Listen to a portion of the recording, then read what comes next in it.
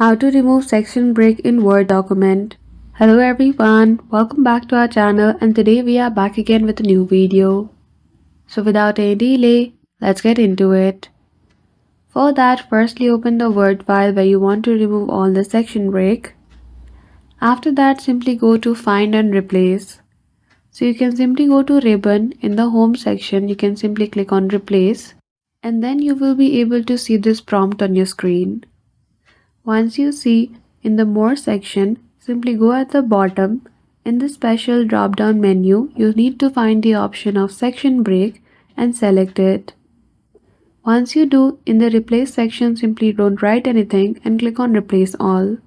After that, all your section break will be replaced by nothing. And then you're good to go. So that's it. I hope you found this video helpful.